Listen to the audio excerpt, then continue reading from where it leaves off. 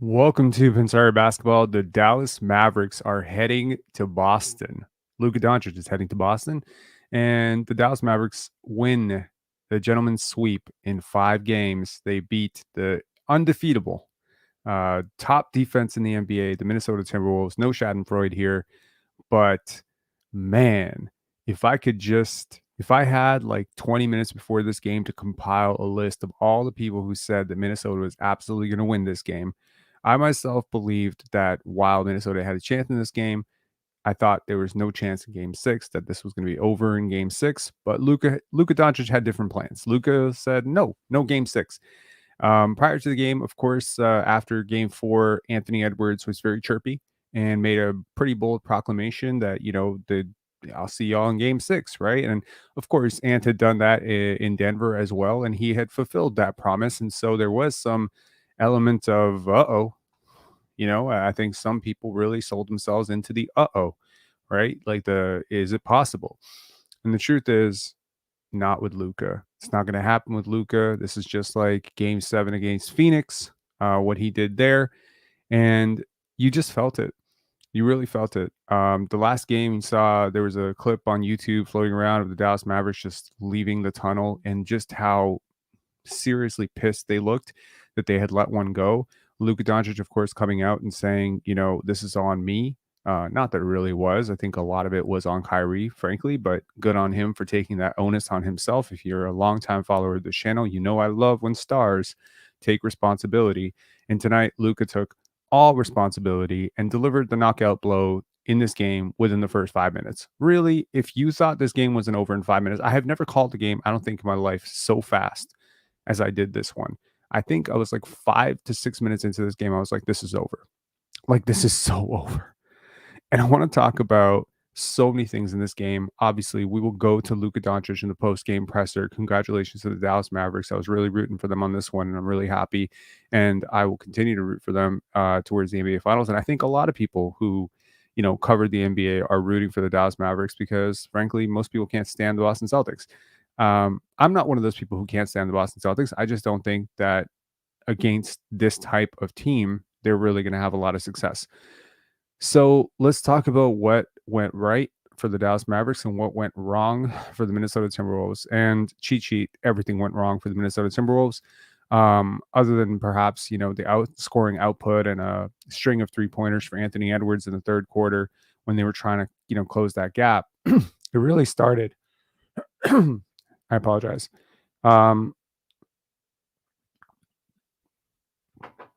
It really started in the first quarter. Luka hit the first shot. It was a 6-footer. And he comes back, and I think it was like 4-2 at that point, and he hits like a 30-foot bomb, 31 feet, 3-pointer. And the next shot is like it's like a 29-foot bomb.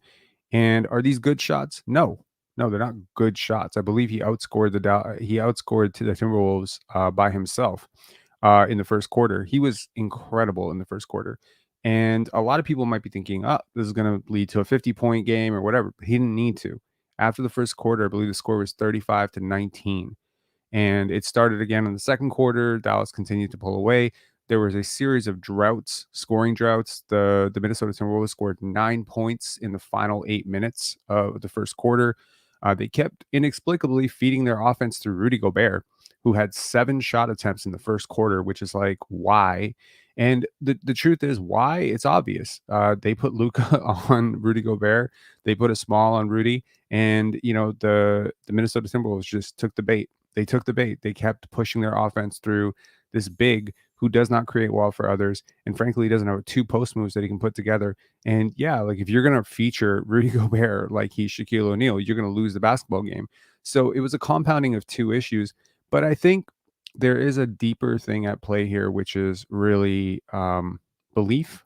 If you've ever, played basketball, I don't care about basketball. If you've ever played any sport, there are certain people that carry with them a certain gravitas. We've heard a lot of great players talk about it in the past. We've heard a lot of role players talk about going up against Hakeem, going up against, Michael Jordan in his prime, going up against God, who else? Kobe Bryant, Steph Curry, whatever.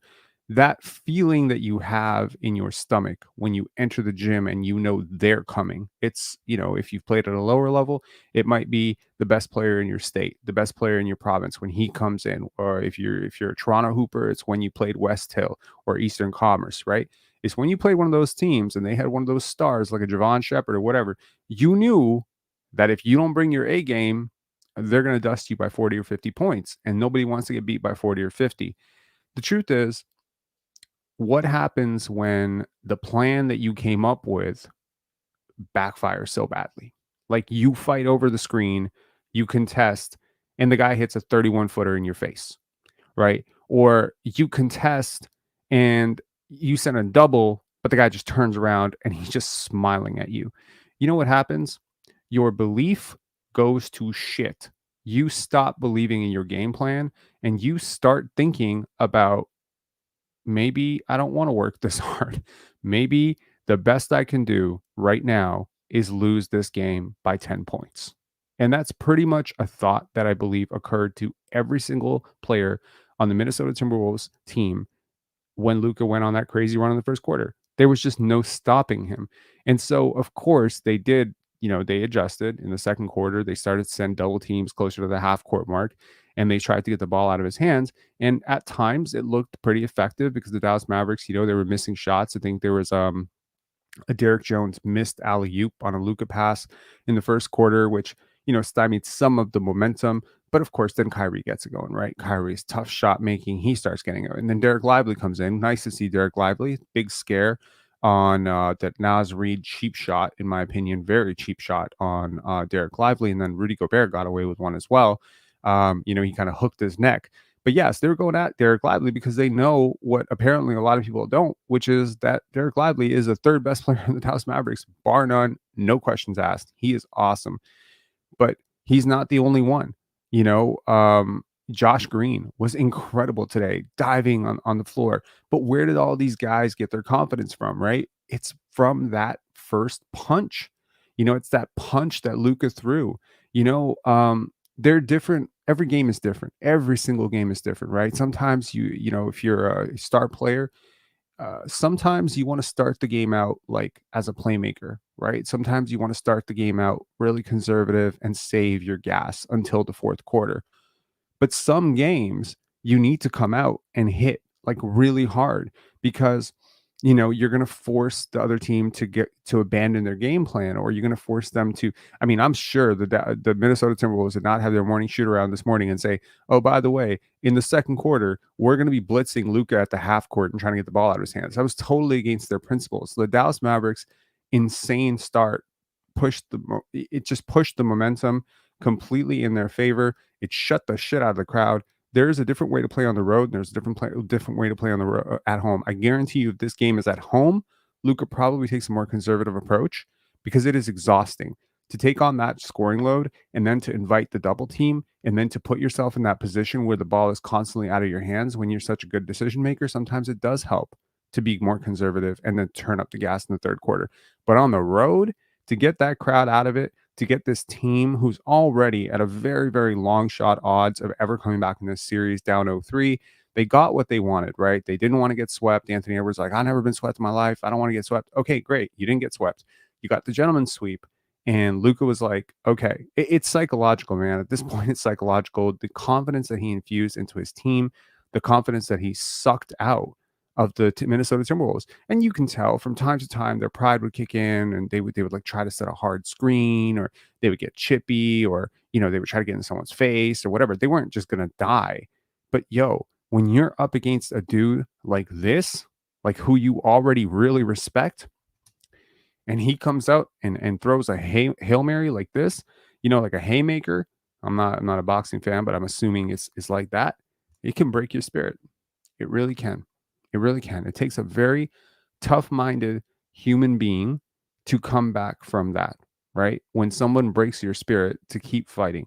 And I think that Luka probably assumed that this team didn't have that type of fight. And I think a lot of people are shocked by that. But the truth is, they don't make them like Luka anymore. Okay. And so I think what you saw today was an announcement to the league, to the world, to NBA fans. I think you saw an announcement to the Boston Celtics. Luka Doncic is here, man. Luka is here, and he is here for the throne. There is a vacant throne of the best player in the NBA right now. I love Nikola Jokic. He's he's my countryman. I've been watching him for a real long time, but I think even he would agree right now that what Luka Doncic did in this series, right? Because coming into the series, he was having a horrible playoffs. We all remember that a lot of people very, very, were very nervous about picking Minnesota in this series. But largely the rationale was Luka has not been himself. But coming into this series, dude, the worst thing that the Minnesota Timberwolves could have done was beat the Denver Nuggets of all teams, because I think that it set. I mean, they had to do it to get here, but the way they did it, the narrative around them, the fact that Dallas came into this series as underdogs. Yeah, if you want to really get on everyone's like red alert, Minnesota played this like off the court. They played this horribly from the moment Anthony Edwards yapped and opened his stupid mouth about, oh, he's going to guard Kyrie Irving. And I know he's 22, but he has to know better. Have that, I respect that he has that bravado and energy. And it gives me a lot of faith and hope that he will be that type of dog in the future. But man, too often in this series, he got cooked defensively by Kyrie. I mean, it took him off of Kyrie, and tonight, I don't think that he really had a superstar impact tonight. And you know what? This is just me, I don't know, little warning shot, little haha to every person out there who came into this series saying Anthony Edwards is the best player in this series. I think you just saw that debate settled in the first quarter of this game, if you hadn't already seen it settled in the first 4 games of this series. It's not close. I said it. When that Ringer article came out, top 25 players under 25, you saw me live react to it. Someone asked me, someone sent a super chat and they said, "Hey, Rob, can I get your reaction to this, 25 under 25?" And I said, "Sure, whatever, I'll react to it." And I can't remember what video I did that in. I think it was right before this series. But I damn near lost my mind when I saw Luka Doncic at 4th. I have never ever seen Luka Doncic at anything but number 1 in the 25 under 25 ranking. And I just couldn't believe it. And when I saw Anthony Edwards at 2, I was like, are these people insane? It is crazy. So much went wrong. And this is not shade on Anthony Edwards. Anthony Edwards is awesome. Anthony Edwards is going to be a franchise player. He's going to be an all NBA guy. He's probably going to make like 7 all NBA teams, maybe first team all NBA guy as early as next year. He's going to have to take that from Shea. And I'm not ready to give him that crown over Shea right now, because he's got work to do. He's got work to do with his reads. He's got work to do with his defense. He's got work to do on his shot. There's a lot of work to do. But he showed me in this playoff series that he is a dog, that he is a leader. And when he goes right, the Minnesota Timberwolves feed off of that. Tonight, he didn't go right. In my opinion, he was passive. He made a lot of mistakes, and this is not on him.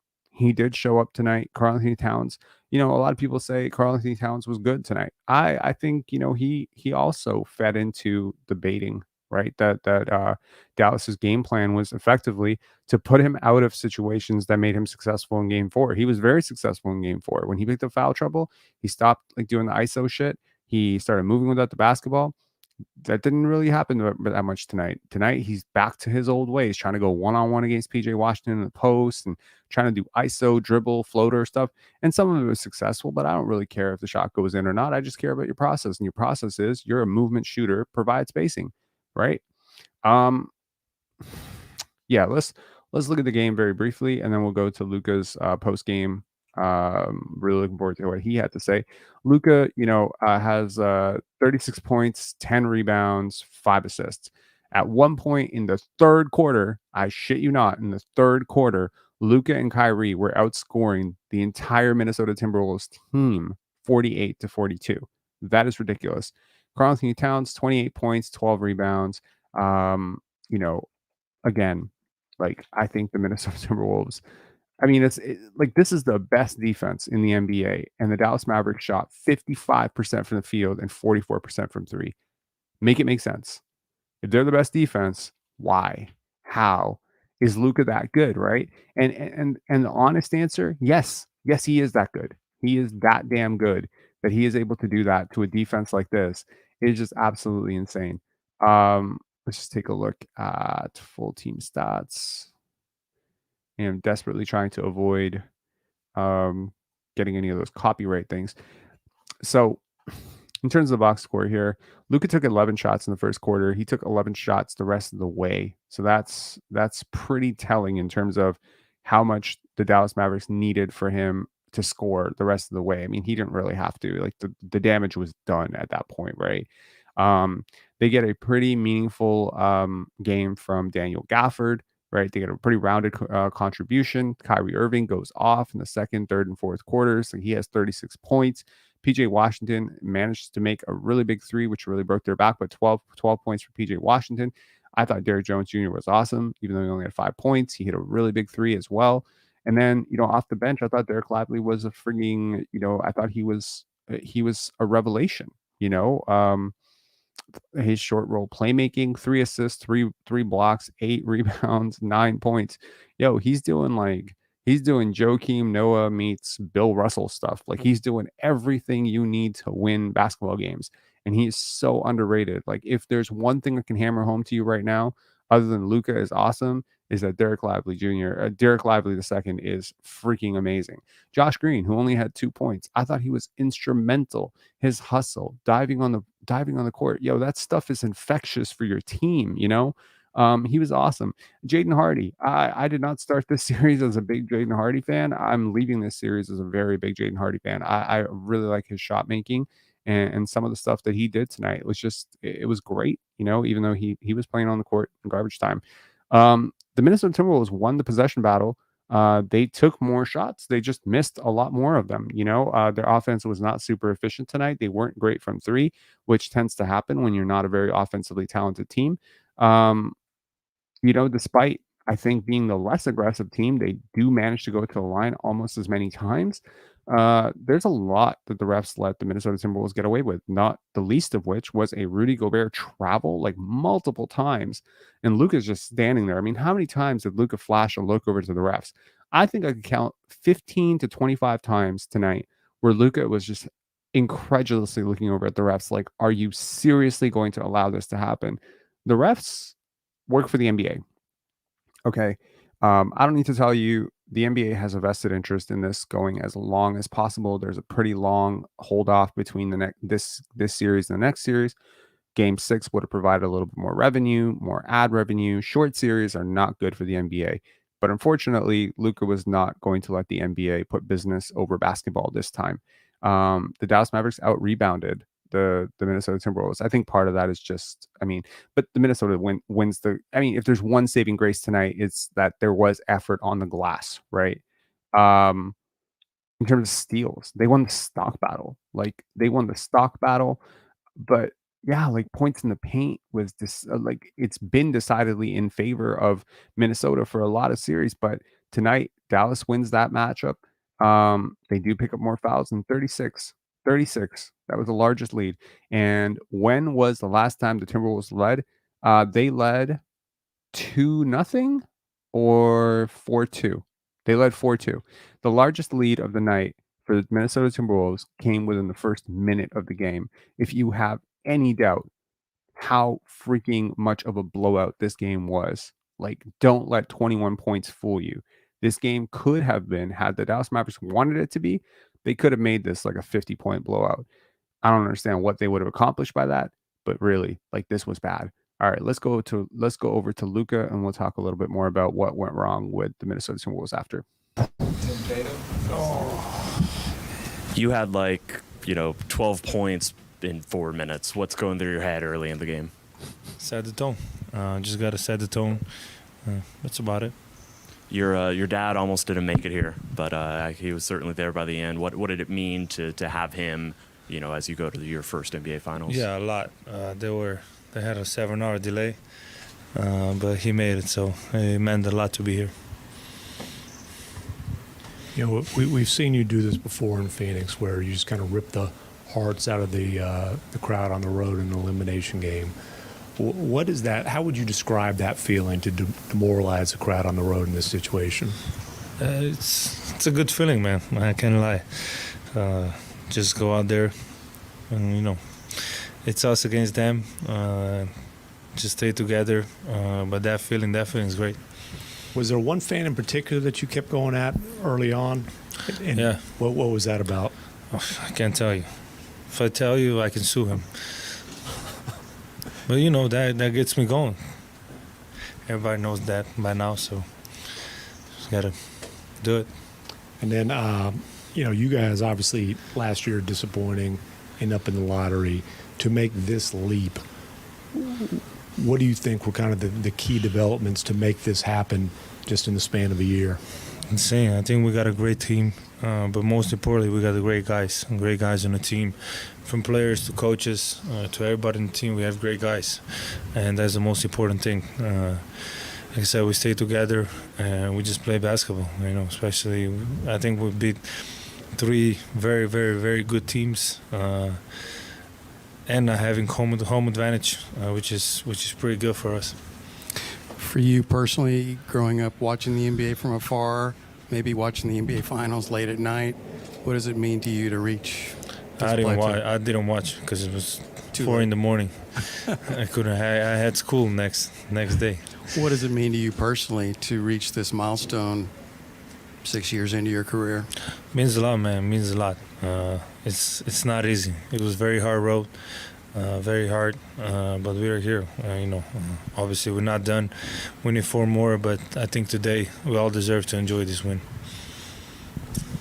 You've had great games and closeouts at home, but on the road, is it sweeter?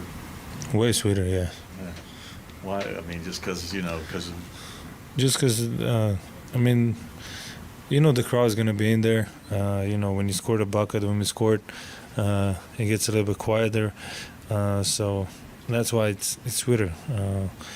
But it doesn't matter if we win at home, if we win away. We just want to win. And when you think of Boston, what's the first thing that comes to your mind? They're the best team in the NBA. They had by far the best record. They have some incredible weapons on offense and defense. So we're gonna have to play really hard and amazing basketball to beat them.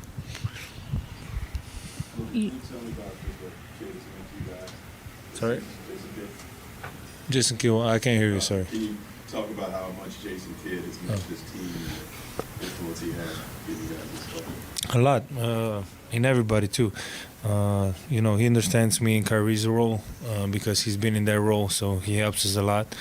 But everybody, he kept everybody together. We were down a lot, especially during the season. It was ups and downs all the time, but he kept us together.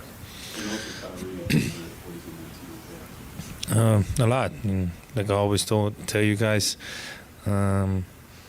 it's been great to have him. It helped me mature. It helped me see the basketball in a little bit different way. So everybody's glad he's on our team. Luka, tu sonrisa lo dice todo. Viendo lo que ha sido tu camino, tu trayectoria con este equipo, hoy ver el trofeo frente a ti de MVP de las finales del Oeste, guiar a este grupo a las finales, ¿qué son esas emociones, esas sensaciones? Son emociones muy, muy buenas. Ese trofeo es para todos, es de todo el equipo. Sin este equipo, sin estos jugadores, entrenadores, no estuviera aquí. Así que gracias a ellos puedo tener este trofeo. Luka, 2 years ago, you guys were here as the younger team playing against an experienced Golden State team. Now that role kind of reversed. Do you feel the difference in experience from 2022 to now? I wouldn't say reverse. I think we have a young team.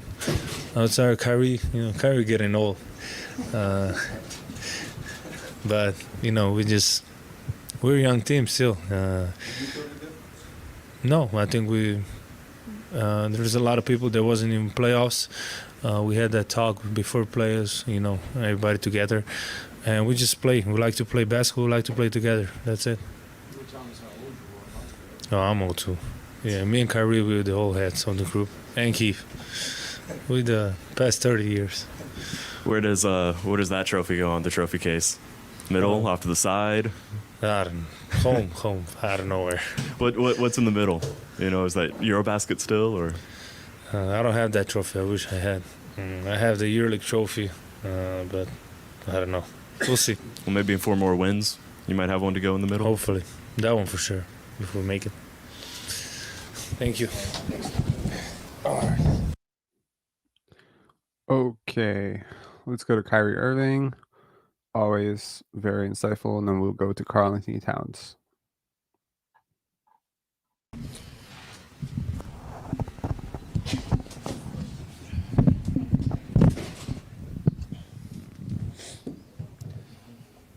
Kyrie, you know, you've mentioned many times during this postseason, you've been waiting 7 years to get back to the stage.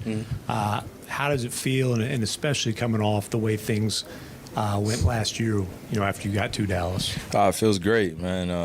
Definitely don't take this moment for granted because of how hard we had to work to get here, and we had to earn our spot into the NBA Finals. And we had to go against some great opponents, OKC, Clippers, Wolves, and I feel like they got us better as a team. They really challenged us on the defensive end, made us focus in, and you know, I thanked every single one of them, like I did the previous 2 series, for making me better.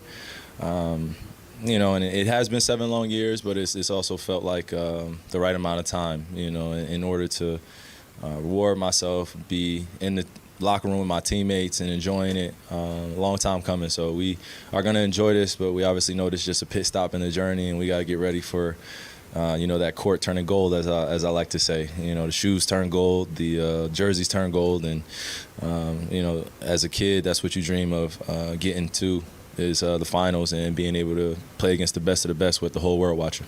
You know, and tonight, Luka obviously comes out and you know, he's hitting shots, he's sneering at the crowd. It's kind of the full Luka experience to start things off. What's your feeling when you see him in that mode to open the game? Man, I was enjoying it just like everyone else was. He had 20 points, I think, in like 6 minutes or 7 minutes, and you're just watching a special performance take place. But you know, as a teammate, you just want to continue to do the little things to bring the lead a little bit further along, and just continue to play well. We were happy where we were, but we weren't satisfied because we knew it was a long game. But when Luka starts off the game like that, I mean, we're a tough team to beat. So, you know, kudos to him having a great series, a great playoff run in general, but just leading us that way and being able to kind of ease the tension a little bit and the emotions. You know, starting off the game, you see you know, our guy Luka scoring 20 like that. I mean, it eases everybody's pressure a little bit. What was going through your mind? Get 0, you guys have the ceremony, you're walking into the locker room with the trophy. What's kind of racing through your mind at that time? Man, just trying to enjoy the moment with my teammates and just think about, you know, the way we felt during shoot-around, all the preparation it took to get to this moment. We couldn't avoid the future if we wanted to. You know, it was coming anyway. So, you know, I just had that utmost confidence when I was going to sleep last night, waking up and shooting around, like I said, and just feeling like we were going to play one of our best games. And you didn't know how it was going to happen, but I felt that way. And that's the type of confidence that, you know, I felt majority of this playoffs is just, you know, no matter what's going on in the beginning of the game, middle of the game, before the game, you know, our words of affirmation and positivity go a long way, and just making sure we settle the group, get ready. There's someone who got here early in his career, then had an absence, and then got back to it. Where's your appreciation level for? I had 3 years of losing. Yeah, I had 3 years of losing in Cleveland, as people like to remind me of, where I did nothing without certain guys on the team. So, you know, I like to relish in those challenges. How is he still salty about this? I mean, it's true, right? But that's funny. Certain guys, like everyone's talking about LeBron, right? I guess he was giving shout out to Kevin Love. Sweet. Because when you are a young player, you do take it for granted to a certain degree. But now that I'm in my 30s and I'm able to kind of stand on my own square more comfortably, more confidently, and know what my presence holds, know what my leadership is capable of doing when I'm around good people and they're supporting me selflessly. You know, you just look back at all the failures, you know, just on the other side of success. So just continue to chop wood, carry water, stay poised. Just an FYI, Chop Wood, Carry Water. It is a book. And by the way, it is a book that Emmanuel Quickley references as the most influential book in his life. Just for any Raptor fans or New York Knicks fans who might be familiar with Emmanuel quickly, I just thought that was a cool shout out. Sure that we keep the main thing, and acknowledge how far we've grown and how long it took to get to this moment. So I try to quantify the last 7 years, but it's really been my whole entire career. You know, this is a long career, and I like to look at it that way. It's a journey. So grateful to be here with my teammates, though, and our staff, and everybody doing the little things for us to stay prepared and, just give us that good energy, man. I felt it all around us tonight. Kyrie, to that point, as this team came together and kept getting better, your teammates, your coaches, they talked a lot about the impact you have off the court and your leadership style and your voice. And really, your story feels like it's changing a bit right now. And on the one hand, I know you've always tried to block that out, but what does it mean to have some of that energy starting to get recognized out in this space? What do you mean? I mean, the way you interact with your teammates, the way you lift the guys up, and coming off a couple of years of a lot of negativity and having the energy. Just in the public. I mean, Brooklyn, Boston, you're going to see your own team now. I mean, the mood has changed. No, just how does it feel to have it recognized? What do you mean, like recognized for what? The way that you're impacting the team. Oh, I hope that this guy just stops because this is barreling towards. Oh, okay. Positive No, way. I'm sorry. I just was trying to figure out where you. No, I think I'm grateful because it was an easy road, and I was able to grow as a person way beyond, as quick as I was growing as a player. And when you're in a professional environment such as this, and you can only be judged by your own court performances and what people say off the court, and they don't know who you are, I think that's a little unfair. But that's the life we live in, and then life is not fair all the time. So I just stopped being a kid towards this industry and really grew up and grew my wings. I had another phrase I wanted to say, but I just developed a mentality to be able to brush off a lot of that stuff and realize that, when they're talking about me or saying things about me as a teammate, it's been a lot of people. I don't want, there's too many people to name, but that's not where my focus has been. It's always been on making sure my teammates understand who I am and what I want to accomplish with them, and being selfless in my approach, and also realizing that, everyone's going to have a past. Everyone's going to be judged for that. But I think putting your best foot forward and focus on the future is the best place to be. All the stories and narratives are going to exist forever. I'm sure I'll hear it until I retire. But again, this is what comes with this industry. This is a very young league. It's 75 years, 76 years in the making. People think it's like 100+ years like other leagues, but there are no rules in this. And being a professional and coming to work every single day, that's what I want to be remembered as. And my off-the-court aspects of making people better or them making me better is something I like to lay my hat on too, because it matters as a human being.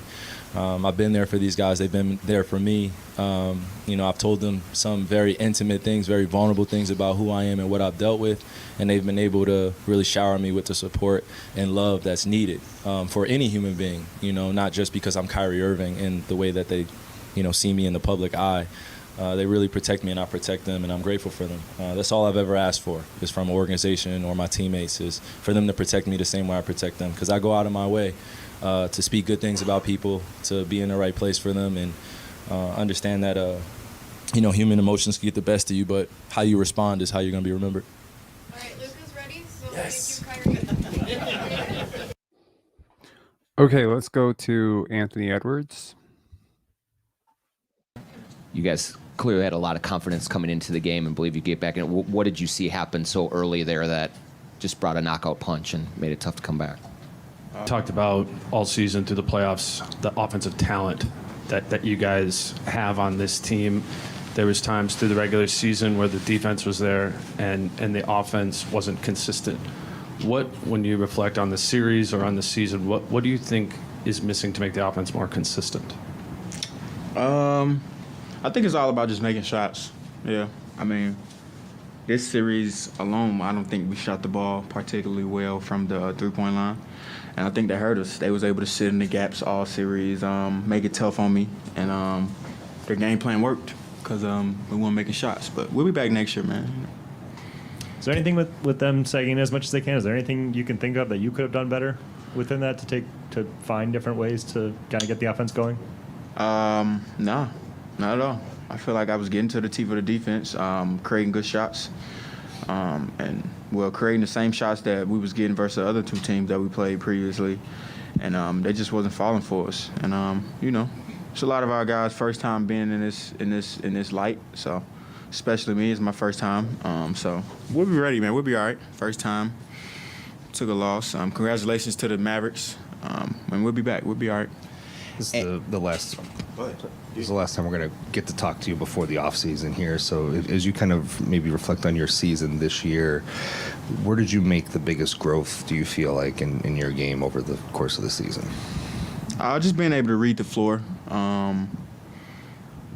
Not get as mad when teams double me and put two on me because I know my guys out there are going to knock it down. And just trusting my teammates. And obviously disappointing loss in this series, but what do you take away from the successful postseason run that you guys had, especially the momentum after the first two series?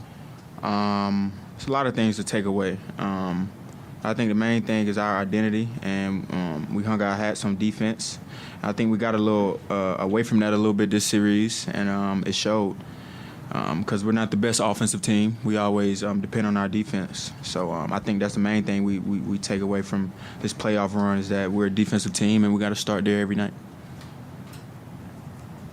And your first real deep playoff run, how much did you enjoy just what playoff basketball has to bring?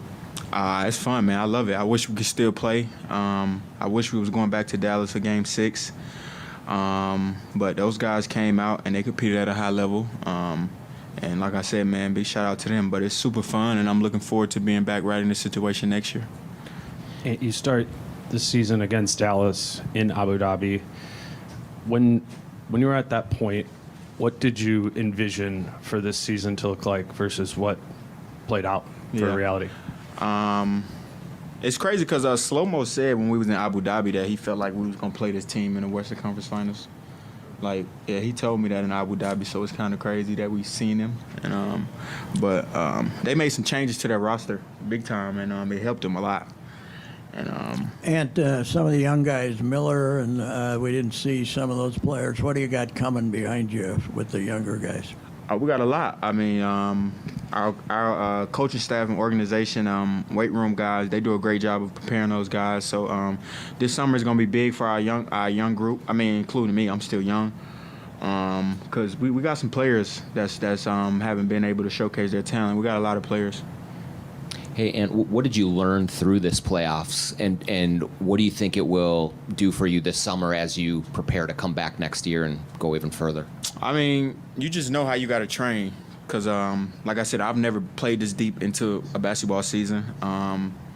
So now I know, like, okay, in order for me to be able to be dominant in the third round, and if we get past the Western Conference Finals to go to the finals, I got to train like I'm going to go to the playoffs. So I can't be missing training days. I can't take days off. I can't, you know what I mean? I got to be ready. So now I know what it takes. I'll be ready. And I know it's a quick pivot here, but what are you looking forward to from the Olympics experience coming up? I don't even want to talk. I don't know. And as a leader of this team, what do you say to the other players on your team about workouts this summer? Is there specific things you want them to work on, or do you think they just improve on their own and you guys all come back for training camp? I mean, yeah, they got their own trainers, their own guys. Yeah, they just work on their game. But I just told them, like, y'all know that we're going to be right back in the same position next year. So y'all know how y'all need to train to get ready, and include myself, like, you know, because we trained this year as if we was going to just play 82 games, maybe one round of the playoffs. We didn't know we was going to go this far.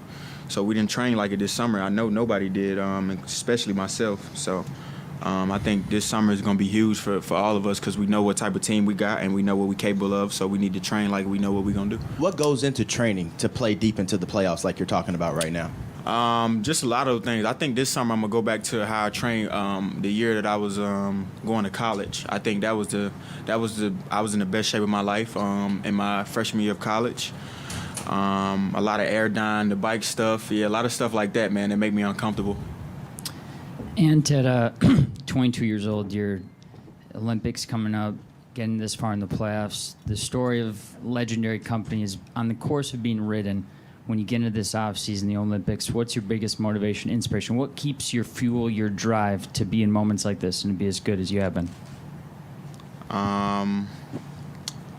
I think my brother, man. My brother, just seeing him. He works every day.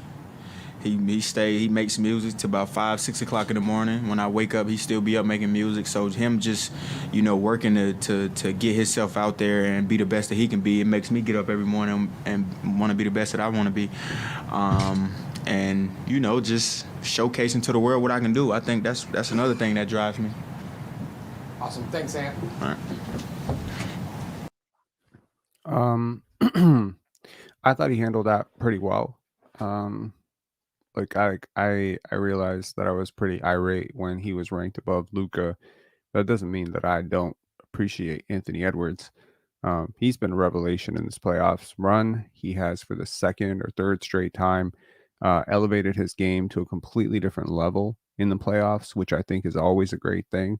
Y'all know, if you've listened to me talk about certain Raptors in Raptors history, that I do not like guys who melt when the stage gets bigger. He's a guy who's like built for prime time. And you know what?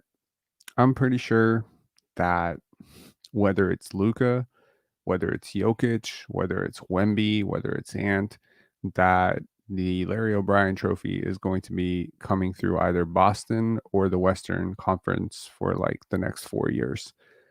We'll see if the Toronto Raptors can do something about that. But yeah, it's scary times ahead for the league, right? He's amazing. But it's a zero-sum game. We play, and it doesn't matter how good they were.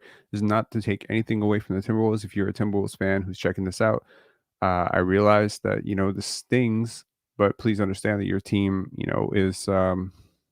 has gone very far. And as a basketball fan, personally, I did not want to see the Minnesota Timberwolves face off against the Boston Celtics. That was my nightmare. I didn't want to see that because I don't think Minnesota had a chance in Boston. I do believe that Dallas has a very good chance against Boston. I'll be curious to see how, the Luka, Tatum matchup goes, see what they do with Luka. If they put Jalen Brown on him, I think they're going to be in trouble. But frankly, if they put anyone on him, they're in trouble. There's no one on that team that can stop him. There's no one on this team that could stop him. There's no one on any team that can stop him. He's just that good. James saying Boston has better defenders. James, are you kidding me right now? Boston has better defenders? How? I mean, yeah, I like Dereck White a lot. I think he's a really good defender, but like, what are we talking about here? Better defenders. The Minnesota Timberwolves have Defensive Player of the Year, Rudy Gobert. I know they made him look like a chump, but he's not a chump. Like, they just shut down Denver, right? Granted, Denver was not an elite. Like, I think not enough respect is being given to where this Minnesota Timberwolves defense can go. Because at their best, they are damn near generational. Like, they are the best defense that I've seen in the last 15 years when they're going right. Unfortunately, sometimes their offense or lack of offense has fueled a perhaps dip on defense. And I think they need to understand, they're not talented enough to have those dips. The Boston Celtics, look, there's so many things to talk about there. I feel like we just go to Karl Anthony Towns, and then I can just give you my takeaway on what I think will be the series preview. So yeah, let's just do that. Let's go to Karl Anthony Towns, see what he had to say. Everyone's favorite whipping boy, but whatever.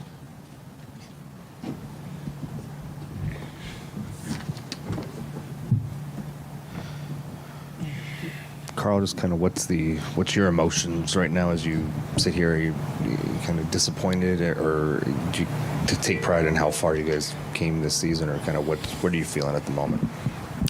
Disappointed for sure. I think it's simple. Got to the Western Conference Finals and, couldn't get the job done.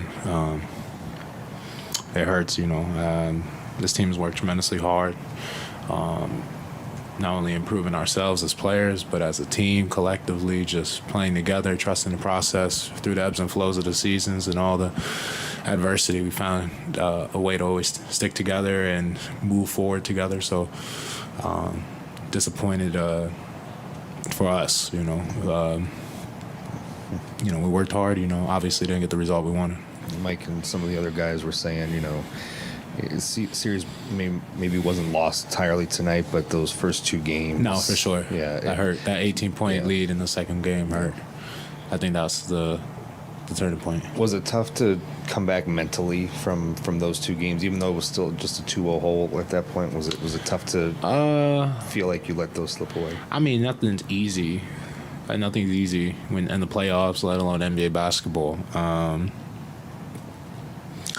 I think that I said it early in the playoffs. We've always done it the Minnesota way, the toughest way possible, and I don't think mentally we were out or checked out or anything like that. We've been used to having adversity. We always find ourselves putting ourselves in a bad position and finding a way to get out of it. So just it didn't work out. Played with fire maybe a little too many times, and played a great team who played amazing and hit shots when they had to hit shots. So I'm not going to come out here at all and say, it was just all us against ourselves that cost us. They had to make shots and play well, and they did that. That team is well coached. They got great players. Got to give credit where credit's due. Carl, you're the longest tenured member of this team. How does this playoff run kind of change the context of your entire experience? Seeing the city come alive, seeing what it's like to progress this far, and seeing what it's like to play, on a legitimate contender. I'm just happy to see like you said, I've been here 9 years. Hope next year, I would love for the tenure to keep going. So, I'm just happy after, all the years I've been here and all the ups and downs to see the city come together so much for this team. It's heartwarming, for someone who's been here, who's seen both sides, to just see how much love these fans have given us and how much excitement we've given them in this playoff run as well in this season. It brings joy to me because, like I said, I've seen the other side of it. So I think that's what makes this so disappointing. These fans deserve a chance to see the finals. I think this team, of course, we feel that we deserve that we put the work in, but these fans, after all these years, they've given us so much this playoff run this season. It hurts when you feel you let them down. So, it's a tough one. Kat, for your first deep run yourself individually, what do you learn about what it takes to have success this way, and what more you need to do, or as individually and as a group, to get to the final? Never let your foot off the pedal. It's going to be good for us to take this experience, just one, the execution that is required at every level. It gets higher and higher, to understand the discipline that we're going to need if we want to make a deep run and then want to get to that next level, which is the finals, and also the conditioning that comes with it and everything. I think that we've done a great job all year of working hard on our bodies and our game. So, I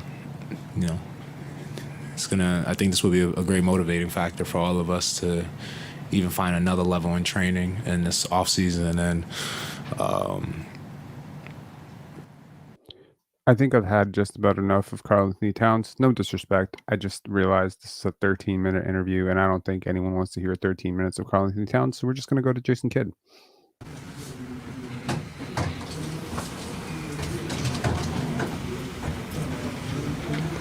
Jason, just your emotions at the moment? Yeah, I thought you talk about our leaders. Luka came out and set the tone offensively and defensively. I thought he let everybody know he was ready to play. And so I thought we followed his lead. I thought, again, for a half, we played at a high level. And in the third quarter, I thought we continued to play there, and we continued to keep our lead. And I thought, again, Luka was able to be aggressive, and then Kai joined the party. And when those two are going, I thought, again, for them to come back after maybe not a great game in Game 4, those two responded at a high level, and they carried us tonight. But a great team effort. Incredible to be atop the Western Conference. Minnesota is well coached. They're a really good team. And we're just happy to be able to represent the Western Conference in the finals. Fitting that you guys did it on the road. It's your fifth straight road win. And a lot of your big wins during the playoffs have been on the road. Yeah, I think it goes back to year one. I think we've had some big games, road wins. When we talk about the Game 7 of Phoenix, where Luka, again, showed out. And so, again, for Luka to come in Game 5 on the road, understanding they felt confident because they got the win to extend the series. But, again, I guess our pace was extremely high. And we got the misses and we ran, and we could see a little fatigue. And I think we took a full advantage of that with them being tired. What's going through your mind when you see Luka come out? He scores in the first couple of possessions. He's got 12, 2.5 minutes in the game, and he's snarling at the crowd. And he's kind of full Luka mode. He was definitely Luka Magic mode, and just thinking about, is he going to play all 48? Why not if he's going like that? But again, I thought he set the tone, and then he just made it easier for everybody else, and everybody else stepped up. What was Kyrie able to do tonight, Jason, particularly in that second half? Yeah, I thought just being able to use his speed to get to the rim, and then he was playing off of Luka, and he got a lot of great looks, wide open looks. But then also being able to pull up, going full speed. His ability to stop on a dime and shoot the midi was at a high rate, and those are the same shots we got in Game 4. It just didn't go down for us. The head was a flavor. That's what we needed from him, and he gave that to us. The defense, being able to rebound the ball, and then the vertical game on the offensive end was great. Again, the hit to the head was a flagrant foul. He's talking about Dereck Lively. Fortunately, I think he only made one free throw, but he was fine. We got him up a little bit quicker than last time, but as a rookie, he's very important to what we do on both ends, but just his energy and the confidence that his teammates have when he's on the floor is pretty special. You don't see teams go from lottery to finals in the span of 1 year. Pretty unconventional path, to say the least. What do you think the keys were for you guys being able to take such a massive leap really throughout the course of the season, and it seems like you're peaking at this point? Tanking. I think, just understanding, just work. It doesn't happen a lot of times. You go from lottery to the finals, but we truly believe that we had the pieces. Sometimes you take a step back to view what you have, to be able to get D-Live in that process and OMAX, and then to be able to sign the free agents. I think the Omax Prosper element of this is a little underrated, and you'll see within a couple of years that guy is pretty special too. The Dallas Mavericks just did a phenomenal job. Like, Nico Harrison deserves so much credit. He basically did everything I wanted Masai Ujiri and Bobby Webster to do for the Raptors, except he did it for them, right? Just incredible, and like they missed on one thing, which was the Grant Williams signing, and then they corrected that right away. It's impressive, man. This is team building 101. Actually, it's not team building 101. It's team building 1701. Like, this is advanced shit. To know how these pieces will work together, to have, even some inclination that Dereck Lively would be this good this quickly. I mean, maybe they didn't know, and maybe they fell ass backwards, into a guy who just advanced himself so quickly. But I'll tell you, this guy right here on the screen, Mr. Jason Kidd, as much as, I can tell you, personally, there's a lot of stuff in his past that has kind of scared me off of rooting for him. As a player, I rooted for him super hard. I had a Jason Kidd jersey I wore around everywhere, a New Jersey Nets jersey. I lived in New Jersey for a bit. I watched him a lot. He is just, he's incredible.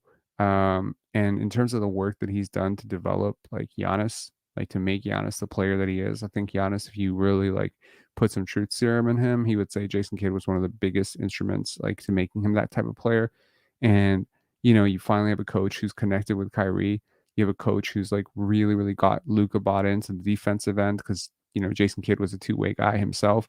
And then on top of that, you've got all these, ragtag group of players who he didn't even have a training camp together.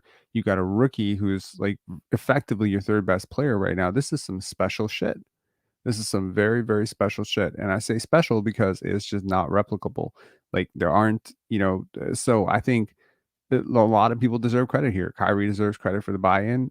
D Live deserves a ton of credit for advancing himself this quickly.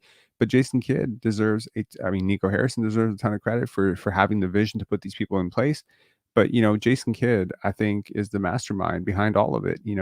A lot was made on the past two broadcasts actually, about how he doesn't tell players what to do, but rather he shares with them what he would do in their position and how that might be a little bit easier to take, right? So again, experience coming in handy, right? How much basketball experience are we talking about with Jason Kidd right now? We're talking like 35 to 40 years of basketball experience at this point between playing and coaching and being an assistant coach. Like this guy is just really, I think he's going to coach circles around Joe Mazzulla. I really do. Okay. And I don't think, there's a little bit of fear that maybe Boston has been kind of just waiting to throw that punch, right? And they just haven't had a team that they respect enough to show up in that really big way. But I'm telling you, man, like your best player is both of these teams have what it takes to win a championship. Both of them, I think, would have had a chance last year against Denver. The difference here is Luka's just way better than anyone Boston has. That's it. He's just way better, and they can't stop him. Like, I think if you think that Jason Tatum's going to stop him, I think he'll be a good matchup for him. Yeah, I have no doubt. I think Drew Holiday will provide a lot of relief. I think having, hopefully, for Boston's sake, I'm telling you right now, Boston does not have Kristaps Porzingis back. This is over. This is so over, right? If Kristaps Porzingis comes back and he's healthy, that is a completely different thing. For Dallas's side, man, it's a big thing to get Maxi Kleber back too. You get big, you can match some of Boston's size, right? With moving Kleber over to the 4, Kleber and Lively were on the court together during this game. So, yeah, and I think a little extra motivation. Kyrie Irving, if the Dallas Mavericks do end up going to 7 games, do you know that Kyrie Irving will hoist the Larry O'Brien Trophy in Boston? Can you imagine the fireworks that are coming your way with this series? This is about to be a movie, bro. It really is. Like all the implications, all the storylines, everything, the two of the best young players in the NBA, 25 years old, 26 years old, Jason Tatum, Luka Doncic, right in their primes. Both of these guys, by the way, are younger than Michael Jordan when he won his first championship. So that's like a little bit of added fuel there. Typically, the conventional wisdom is you're supposed to be around 27 when you win your first one, right? So both of these guys will be ahead of schedule. It's pretty cool.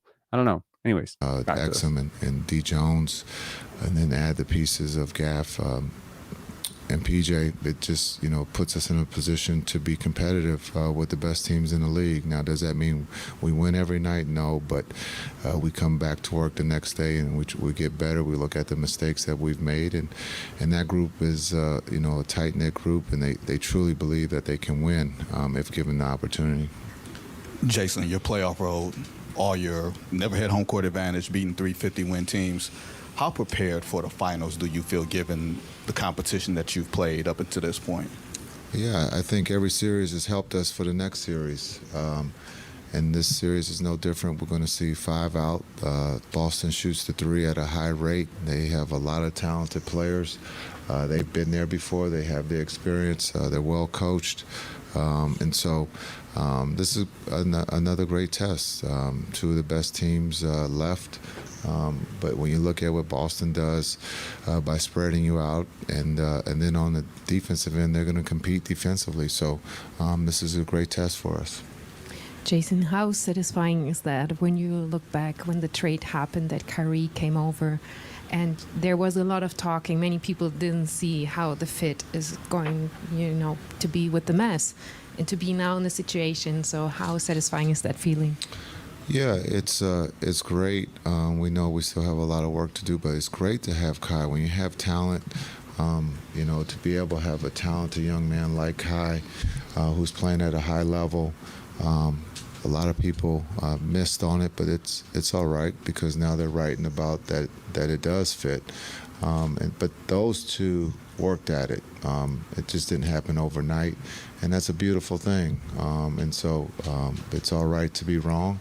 We're not always right, but it's a beautiful combination. Those two play off of each other, and you can see that they care about one another. They're in competition right now. It's who's playing the best defense, and that's kind of cool to see because when you look at Kai and Luka, a lot of times they're not known for our defensive, guys, but they're competing, and it's fun to see internally, and it's a healthy thing. Jason, you've seen what the city's like when you guys are in the finals. Just talk about the fans and everybody's ready for this. And Rangers got it kicked off this year. Just talk about bringing it back. Yeah, I think when you talk about Dallas, the city is an incredible sports town. When you talk about the Rangers and what they did this past season in Major League Baseball, you have the Stars fighting for the Cup to have us in the finals. So when you talk about Dallas, it's a great sports town, but it's a hot city right now with all the sports teams playing for a trophy. So it's an exciting time to be a fan in Dallas. Jason, what's it like for you to go back to the championship round with this franchise, but in a different role? Yeah, it's humbling. It's surreal. To be on as a player to win a championship was I guess we weren't favored to win a championship, and so to be able to pull that off as a player, and now to be able to help guide these young men as a coach to win a championship, it's just surreal, and it's a lot of fun. It could be nerve-wracking at times, but it's been a highlight of my basketball journey, and so we got to find a way to beat Boston. We got 4 games to try to figure that out, and so it's surreal, but it's been fun. It's not easy. It's not easy to be a coach in this league, but as I've told people, I can care less what you write about me. Love that. Okay, so little preview of Dallas versus Boston, where it would go. My initial knee jerk is that Dallas has the momentum, right? Dallas has been the more battle tested team. They had to go through the Clippers, they had to go through the OKC Thunder, and then they had to go through the Minnesota Timberwolves. Those 3 teams are very, very similar, I think, in terms of pedigree and championship odds. If not, like, they're a little bit worse than Boston. Sure, you can argue Boston's better than those teams, and this will be Dallas's biggest test. I firmly believe this will be Dallas's biggest test. But I really walked into this playoff series, into the playoffs in general, thinking Dallas was a top 3 team, that Denver was a top 3 team, that Boston was a top 3 team. Those were my, it's sort of similar to how I walked into the 2019 playoffs, thinking the Raptors, the Sixers, and the Warriors and the Bucks were the top 4 teams, right? Ultimately, the Raptors had to go through all of them, but every year there are contenders, there are pretenders, and the Dallas Mavericks are about to meet the most serious contender that they're going to meet this year because they never had to go through Denver. But they're better tested for it. They're in rhythm right now. How long has home court advantage will obviously play a huge part in this, going down 2-0, right? The home team has such an advantage in an evenly stacked series because it's one thing, when you're the better team and the other team has home court advantage, like, with where there was a clear advantage for Dallas against Minnesota, where they could just come in and stomp them. You're not going to come in and stomp Boston, right? It's difficult. But Boston has been loose on their home court. They have been more than willing to play around with their food. So the entire theory of Boston being super competitive and a really, really hard matchup hinges on this hypothetical Boston Celtics team that we haven't seen yet. The Boston Celtics team that will not play with their food, that will not get complacent, that will not, sleep on big leads. Like what happens when Boston goes up, 15 points in the first quarter? They usually let teams come back so that they can stop them in the fourth. The problem is they haven't really faced a team that is fully capable of doing that to them yet, right? Like they were trying to sell themselves on Indiana. They were like, "Oh, Indiana's a great team," and I don't know if they were just being diplomatic or if they really felt that. I did not feel Indiana was a great team. I personally walked into this, playoffs, thinking Indiana was probably the second or third worst team in the playoffs grand total. I thought the Indiana Pacers were worse than the New Orleans Pelicans. So Dallas has had the much harder road to get here. They are arriving here at a good time. Luka has looked healthier in this series, and you will need a fully healthy Luka. Dereck Lively, despite a couple scares today, did look somewhat healthy, and he'll have a few days off to nurse that neck. The one thing, just my opinion on this, that is going to lean heavily in terms of Boston is they are the more collectively talented team, right? They are the more collectively defensively oriented team. There are no there's no Luka Doncic to pick on on Boston's side, right? They don't play anybody who's a defensive liability, so there's less scheming involved in terms of hiding anybody. There's also the element of, let's say, home court advantage, because as I mentioned earlier, home court advantage when the teams are evenly stacked has such a disproportionate favor to the team that wins it, because not only do you have the first the first chance to define the tone of the series, and you get to do that in front of your home crowd, right? You also get game 7 on the road. The other side of this is, well, does home court advantage really help you against a guy like Luka, who would want nothing more than to go into Boston and shut the hell up? Like, there's so much at play here. There's so much history involved here, right? Boston is an iconic franchise. Luka and Kyrie are like, they're stewards of the NBA. Like Kyrie is very familiar with what it would mean to win in Boston. Luka is very familiar with the NBA history of, his own comparisons to Larry Bird and whatever. So that building raises pressure. Facing the Celtics in the finals, it raises the marquee. It raises the pressure of it. It's just like facing a New York Knicks in Madison Square Garden, in the finals. That's a big deal. Facing the Indiana Pacers, maybe it's not such a big deal. Maybe it doesn't have the same gravitas. And so you start to ask yourself, how big is this moment for the two sides, right? Jason Tatum, Jaylen Brown, they've been to the finals before and they lost, right? And they lost to a team that's a lot worse than the current team that they're about to face. They have reinforcements. The thing that I said goes in Dallas's favor is I believe they are the more connected team. I believe that they play for each other, and they are starting that right at the top. I like the fact that, Jason Kidd said that those two guys really play for each other. They play off of each other. I'm big on trying to read emotions. I'm big on trying to read body language. This is a really big part of my personal fascination with understanding, whether people like each other, how people respond to things. For instance, there was a play earlier in this game where, Daniel Gafford was kind of joking around after a missed opportunity, and Luka just sternly looked him off. Like, you can't do that. There was another one where Kyrie gets cross-matched onto either Karl-Anthony Towns or Naz Reid, or one of the bigs, and he's just struggling, and he ends up delivering a foul because Dereck Lively doesn't recover to stop that, and he chews Dereck Lively out like the next play. Like, these guys are holding themselves accountable because in the forward facing in the press, they're saying it's my responsibility, it's my job, but they're also holding their teammates accountable, their younger teammates. They're holding a PJ Washington accountable, and they're holding each other accountable. They have each other, and that's important. It's not a one-man show, and you sensed it. You sensed it in the first game. I think first or second game or the first round or something. When Luka was struggling with that knee, he said, "I feel like I'm letting Kyrie Irving down." That is a really, really good recipe to have a successful team. Just my opinion. Been on some teams in my life. The teams that play for each other, the teams where guys have an investment to the group, this is like where guys really, really go balls out, right? This idea that you are playing for each other and not for a contract or not playing for whatever, it allows guys to just sort of check out any of their upcoming free agency, all that stuff. There's no on the other side, you have Boston, where half the last round was spent talking about Jalen Brown being snubbed. I just think that that team lacks maturity. I really do.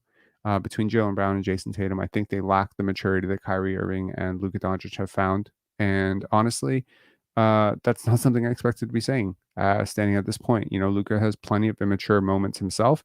He complains a lot to the refs. Kyrie has had immature moments in the past where he's, blown up situations, maybe more than they needed to be, handled things poorly. But these guys have grown a lot and they're growing with each other.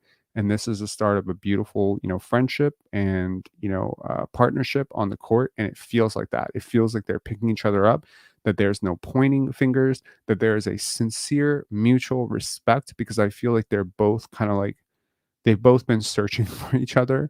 Not to make this seem like an eHarmony match, but like they both have been searching for somebody who understands the other for so long. And it just feels like they've met at this perfect point in their lives where they can contribute to the growth of, one can contribute to the growth of the other. I think for Kyrie, maybe it's a bit of a stroke of the ego that the best player in the league or second best player in the league is looking up to you and learning from you. That's like putting him in a teacher mentor role, the role that he so resented being on the opposite end of with LeBron, right? Where people asked him something, I was like, what did he say? Like, oh, it's like a father figure or something like that. And he got so pissed off because that reporter was basically asking him if he sees LeBron as his father figure, and then he's like, nope, Dereck Irving, that's my father. So yeah, I just think they're more bought in. And in terms of like depth, I think it's a wash in terms of depth, right? Who's more impactful at this point, Derek Lively or Al Horford? Honestly, by the analytics, Derek Lively is way more impactful than Al Horford, right? But I think this ragtag group of guys, it seems to me like, okay, so just not to spitball and go all over the place. There was something very peculiar about what Anthony Edwards said. He said, we don't expect to be playing this long. Like, we don't expect to be going this far. And that is typically the case for teams that lose. They don't have it in their head, championship. They're not thinking about championship all year. They're not planning for championship. They're not training for championship. Belief is a really big part of life and it's a really big part of sports. And I promise you, the minute somebody broke that, it's like if I tell you some kid from your neighborhood made $1 million and moved out of your hood or whatever, you're going to be way more likely to try and replicate that process because now you believe that process is possible. It's the exact same thing, right? It's the exact same thing here. It's like you have to believe something can be true. You have to believe something will happen before you're willing to put in all the hours, the sweat equity, and whatever to make it happen. The year the Toronto Raptors won the championship, all they talked about was championships. All they talked about, because they knew they only had one shot at it, like with Kawhi, and they didn't want to waste it. So it built all this camaraderie, this playing for each other, because everyone had to do it because this was their one chance. It was a golden opportunity. You don't want to waste it. That urgency, that's what championships are made of, right? Everything Kyrie Irving has talked about, we don't take this for granted. We could not come back here. He's probably bestowing upon all his younger teammates this, dragged out story of the last time he was in the Eastern Conference Finals and how long it's taken him to get back here. And you need that voice in the room, that guy who can be like, hey guys, this is our shot. Don't think about next year.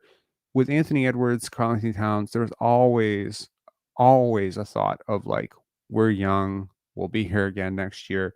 That's half the battle. I wonder if that like, we're here, we'll be here again next year, whatever thing is there with the Celtics as well. They have such a stranglehold of the Eastern Conference. I wonder if a part of them, if they run into one of these blistering, 40, 50 pieces from Luka, if they're just going to be like, okay, we'll just try again next year, right? Killer instinct, man. The killer instinct to zap someone in the neck, the killer instinct to not let your own emotional weakness take over your body. That's why Jordan was so impressive. He didn't lose those series. He didn't lose those games. That's why Bill Russell was so impressive. These guys, they didn't beat themselves. You had to beat it. You had to take it from them, and they weren't going to let you take it, So I don't think Luka is going to let anyone take this championship from him. And if they are going to take it from him, they're going to have to break his body. They're going to have to play physical. They're going to have to knock him out. they're going to have to be better than him offensively. They're going to have to be better than the Mavericks defensively. They're going to have to out hustle, out muscle, out talent, out coach. I don't think I can imagine a world in which Luka Doncic and Kyrie Irving lose 4 games in the series. Just can't do it. So even if they're down 0-1, 0-2, going back to Dallas, I will still lean towards I think Dallas wins this. That's not to say Boston can't win this. They are fully capable. They are fully more like they are defensively equipped to deal with some of the pressure that Kyrie and Luka put on the team. They have a philosophy where if they get hot from 3, you're not stopping them, man. Like they spread you out. They put 4 out. They can play like so many different ways. This is a team that was built to win championships. And, on the one hand, as much as I don't trust their maturity, they've also been thinking championship the entire way through. Their goal has been championship. These two teams are not here by accident. They're here because both of them started this year aiming for a championship. And I'll be really interested to see it. So in terms of advantages, best player advantage is definitely Dallas. Home court advantage is with Boston. Coaching advantage, I think decidedly with Dallas. In terms of the bigs, like the collection of bigs, I think it's a pretty I think it's a wash. If but if Kristaps Porzingis is not healthy, it's in favor of Dallas. But if he is healthy and he looks like himself, then I think it's a bit of a wash. Dereck Lively, Daniel Gafford plus Maxi Kleber. I think that collectively is like on par with Kristaps Porzingis and Al Horford. If not, it might be better than those guys. In terms of wings, I think like you can say it's pretty much a wash as well. I think PJ Washington will have to hit shots and Derrick Jones will have to continue to be like an elite pesty defender, but he's done a fantastic job. Like they both have, and they're going to draw the assignment of Jaylen Brown and Jason Tatum in the next one. And I just don't know if Derek White and Drew Holiday are going to have the ball enough to really punish, either Kyrie or Luka. And I'm really curious to see what they do with Luka defensively. Like, where are they going to hide him? Are they going to hide him, or is he going to wear his newly found passion for defense, right? That Canadian saying, Goran Dragic had some stories about Luka when he was 10, dropping monster games, even as a 10-year-old. Yo, let me tell you something. No, I don't know if can I tell you this? Nah. Whatever. There's not too many people watching. So yeah. So like when Goran was here, this was a big blessing. Actually, this is one of the big reasons why I'm really, really happy that he was here, even though Raptor fans can't stand Goran Dragic. So when he was here, he really took Scottie under his wing. Scottie was a rookie. Goran had just been traded here, and Goran just immediately like kind of had an affection for Scottie. Like he was just immediately like, "That's my guy. I'm going to protect him." Whatever, right? And he really shared a lot of Luka stories with him as well. And he infused in him a ton of confidence about the type of player he could be in the league. I thought Goran Dragic was one of the most underrated parts of Scottie's entire evolution. And if Scottie Barnes is ever asked about it in an interview, I guarantee you he speaks glowingly of Goran. Like, Goran was awesome. So if you're a Toronto Raptor fan who's still upset that Goran Dragic didn't want to be here, he had higher ambitions, well, shut the fuck up. And just be happy that he decided to take that time where he didn't want to be here and he didn't want to play here and he wanted to, go win a championship, and, power to him for wanting to do that. Just be happy that he took that time and was a graceful vet and really, tried to infuse a lot of confidence and wisdom into Scottie, because, Goran's a point guard. He's a former All-Star.